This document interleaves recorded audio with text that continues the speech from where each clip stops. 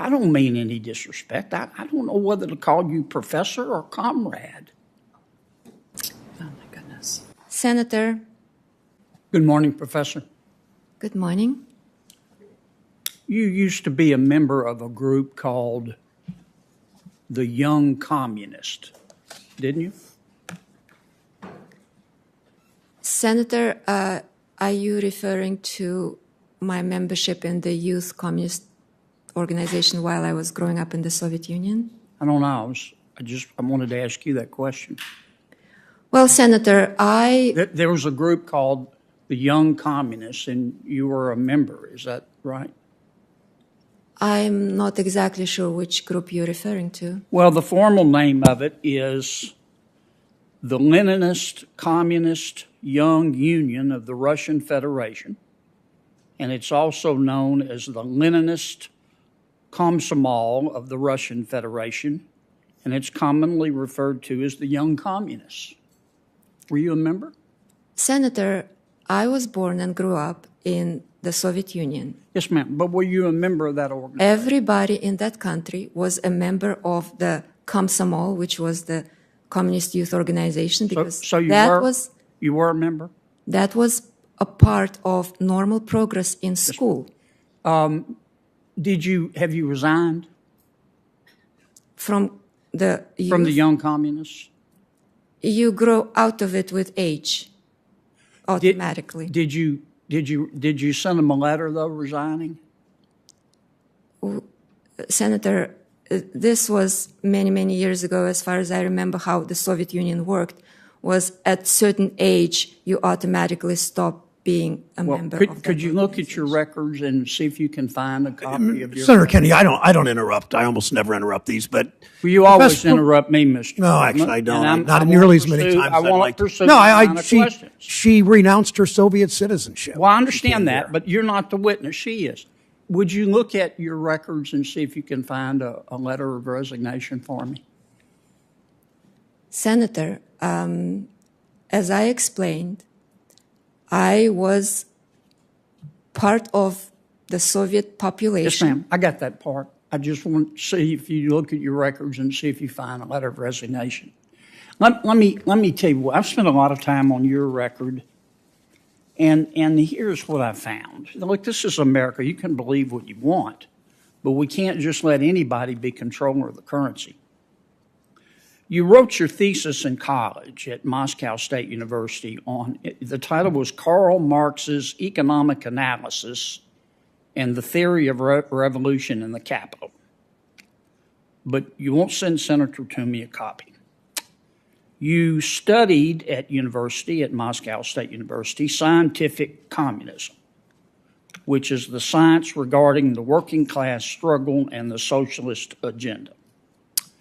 In 2019, not 30 years ago, in a Canadian documentary, you called the financial services industry, quote, a quintessential asshole industry. You wrote a paper called Systemically Significant Prices, calling for the federal government to set wages, food, gas prices. In 2020, you wrote a paper called The People's Ledger, where you said we need to abolish bank accounts and make everybody set up an account at the Fed where the federal government will have access to your data. In 2020, you wrote another paper called The Climate Case for a National Investment Authority, where you said what we need to do, the oil and gas industry, is have the federal government bankrupt them so we can tackle climate change. In 2019, you joined a Facebook group, a Marxist Facebook group, to discuss socialist and anti-capitalist views. Now, that's what I see from your record, and you have the right to believe every one of these things. You do. This is America. But I don't mean any disrespect. I don't know whether to call you professor or comrade. Senator, I'm not a communist. I do not subscribe to that ideology. I could not choose where I was born. I do not remember joining any Facebook group that subscribes to that ideology. I would never knowingly join any such group. There is no record of me ever actually participating in any Marxist or communist discussions of any kind. My family suffered under the communist regime. I grew up without knowing half of my family. My grandmother herself escaped death twice under the Stalin regime. This is what's seared in my mind. That's who I am. I remember that history. I came to this country. I'm proud to be an American. And this is why I'm here today, Senator. I'm here today because I'm ready for public service. Thank you, Professor. I checked with my staff, Senator Kennedy. I've never interrupted you or they believe anybody. Well, that's not true, Mr. Chairman, and I'm entitled to ask my questions. And you were. I didn't interrupt you when you gave your introduction, and I don't like being interrupted when I'm asking my questions. Senator Kennedy, I heard. It's called senatorial courturial. I understand that, and there's also senatorial courtesy. And you may disagree with me, but that's why you have 5 minutes and I have 5 minutes. Senator Kennedy, senatorial courtesy is also not doing character assassination. I heard Senator Scott. Well, that's your opinion. 30 minutes ago. That's not my opinion. 30 minutes ago, I heard Senator Scott. But I'm entitled to answer questions without you interrupting me. You and I don't agree. I still like you. We're friends.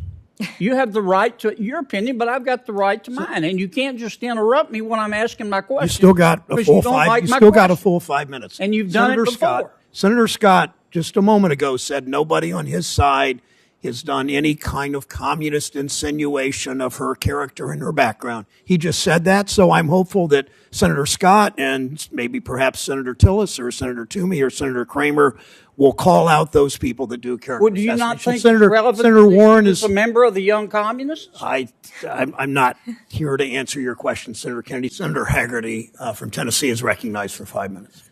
Thank you, Mr. Chairman. Dr. Omarova, you've spent your career coming up with proposals that are designed to radically transform America's financial sector, even though America's financial markets are the envy of the free world. So your nomination to a senior government role underscores that President Biden and the Democrats are driving America full speed down the collapse road toward socialism. I have some basic questions to ask you, Dr. Omarova. Do you accept the basic economic principles of supply and demand? A yes or no answer will be fine. Yes, I do. Thank you.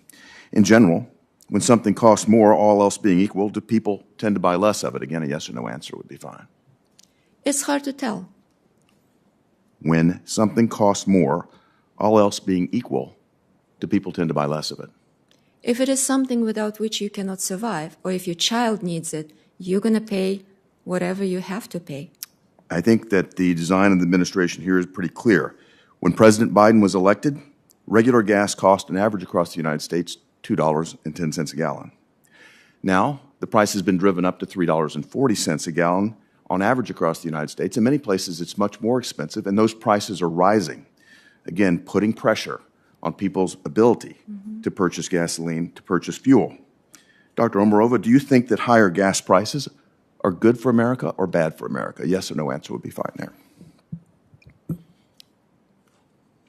Senator, that's a tricky question. Because I do remember Hurricane Katrina. Are higher gas prices good for America or bad for America, Doctor? It's probably bad for America. It's not my expertise. I'm not sure exactly what you're asking. Mr. Chairman, I'd let the record reflect that this witness is having a hard time acknowledging that higher gas prices are bad for America. Last week, White House Press Secretary Jen Psaki stated that the Biden administration's view is that the rise in prices that we're seeing in gas over the long term make an even stronger case for doubling down on our investment and our focus on clean energy options. Do you agree with her statement? Yes or no will be fine. Excuse me, what is the statement that you're asking? Her statement is that higher gas prices, these rising gas prices, actually help justify the investments that the Biden administration want to make in green energy. Do you agree with that? Senator, I cannot say yes or no with respect to agreeing with a statement or the context of which I'm not familiar with. Well, let me say this, that many folks that are advocates, as you seem to be, of the green energy program that we're talking about, suggest that higher gas prices do support the cost justification for green investment. Now, you've already said that, or at least have had some difficulty, but I think you think that higher gas prices are bad for America. Yet there's a belief that higher gas prices help cost justify investment in the Green New Deal. And my colleagues have brought out the fact that you've talked about wanting to bankrupt the oil and gas industry in order to help you achieve your green dreams, and higher gas prices help justify that pursuit. So I'm trying to understand, Dr. Obermorova, which would be the priority? Do you want lower gas prices, which would help prevent Americans from going bankrupt, or do you want to use the authority of the OCC, of the comptroller, to bankrupt oil and gas industries, as you stated in the past? Senator, I have never stated that the OCC should use the powers of the bank regulator to bankrupt oil and gas companies. I'm going to come back to your statement. You said that, I'm going to come back to an exact quote. I think Senator Crapo read this earlier, that a lot of the smaller players in the coal, the oil, the gas industries are going to probably go bankrupt in short order. At least we want them to go bankrupt if we want to tackle climate change. This is very disturbing. I would say this, Americans are really hurting because of rising gas prices. Yet the Biden administration has taken step after step to destroy the oil and gas industry in America. They've destroyed our energy independence. They've killed pipeline projects. They're using regulatory authority to make it far more difficult to explore new oil and gas. And gas prices are going up dramatically as a result. And now we're talking about doubling down on this and putting someone into a position that can actually utilize the oversight of our financial system to cancel America's individual businesses. I want to come back to something that you said in the past. In a May interview, you were asked, how do you stop carbon financing? How do you make sure that existing financial systems and private asset managers don't continue to lend to carbon activities? How do you not have carbon financing leakages? That was the question that was put to you, Doctor. Did you answer, and I quote, "I completely agree with you. The way we get basically rid of those carbon financiers is that we starve them of their sources of capital." Again, did you say that? Senator, this was meant, when I said we, I meant we as private investors, as free actors in the free market economy. As an investor, I have a right to choose where I put my money, and that was the context in which I said that underscores your things. viewpoint. I believe this happened just in May that you made that statement. Dr. Obermorova, President Biden and the Democrats are talking about putting you in charge of an army of 2,400 bank examiners with a war chest of $1 billion. I want to ask you a simple yes/no question again. Are you familiar with Operation Choke Point? Yes. Okay, I thought you would be. To explain it to everybody else, Doctor, Operation Choke Point was a program in which government officials intimidated banks to stop lending to lawful American businesses that Democrats didn't like. It was called Operation Choke Point because the government abused its authority to try to choke off the financial oxygen from those targeted lawful businesses. I hope my Democrat colleagues fully understand why someone who cheers bankrupting law-abiding American businesses by starving them of capital, businesses that just happen to be out of political favor at the time, that's breathtakingly disturbing, especially given the position of responsibility that we're talking about Dr. Obermorova potentially taking. Millions of American livelihoods depend on oil and gas jobs. Gas prices are soaring right now. It isn't even winter, and the Biden administration wants to cut American oil and gas. This is bad for Senator's national time's security. way over. If you care to answer quickly, you may. Again. Senator, I actually agree with you. Oil and gas industry is a very important part of the American economy. If confirmed as the comptroller, I have absolutely no intention of using the powers of that office to force banks to stop lending to oil and gas companies. I have never said that. The one unfortunately phrased sentence, I tried to explain what I was trying to say there. But I completely agree with you, and I agree with your indignation.